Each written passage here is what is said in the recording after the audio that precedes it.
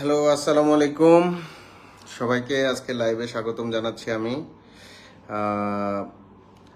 ফেসবুকের ইস্যু থাকার কারণে হয়তো কিছুদিন আমার পেজ পোস্ট বিভিন্ন ভিডিও বিভিন্ন জনের কাছে যায় নাই। তো আলহামদুলিল্লাহ আজকে একটা পোর্শন অবশ্য ওরা তুলে দিয়েছে। মনিটাইজেশন ইস্যুটা সলভ হয়ে গেছে, এখন রিকমেন্ডেশন ইস্যুটা রয়ে গেছে। তো আমার বন্ধুদের কাছে আমি চাইবো যে আপনারা বেশি বেশি শেয়ার করে দিবেন, আর স্টিকার কমেন্ট করলে আমার জন্য একটু উপকার হবে, আমার সাসপেনশনটা সরে যাবে। আর এখন আমি চেম্বারেই আছি। আমি আশা করেছিলাম যে চেম্বারে রুগী শেষ হয়ে যাবে, কিন্তু এখনো শেষ হয় নাই।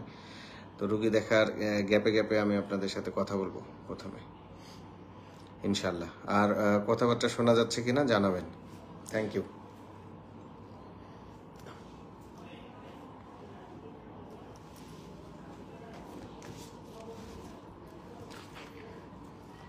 আগেই টেস্ট কেন রে?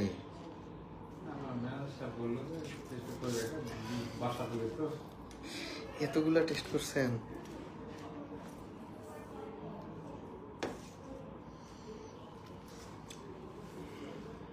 বাড়ি কোথায় মাসুদ? সিংড়া। সিংড়া থেকে আসছো? আমার কথা কে বলেছে? আচ্ছা আচ্ছা আচ্ছা আচ্ছা আচ্ছা।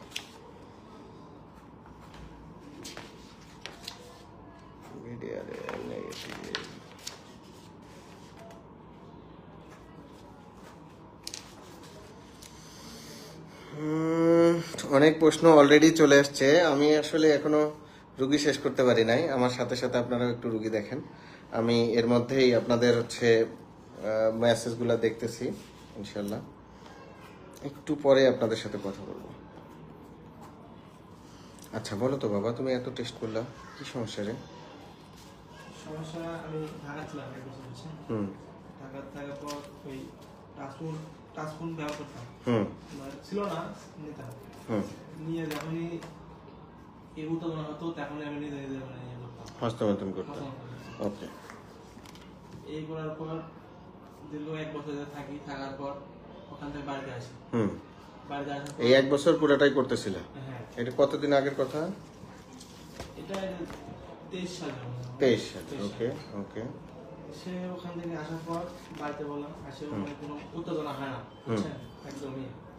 এই এক বছরের মধ্যে উত্তেজনা হারাই গেল? মানে উত্তেজনা মানে হয় অল্প, কিন্তু ইয়ে হয় না। ওকে।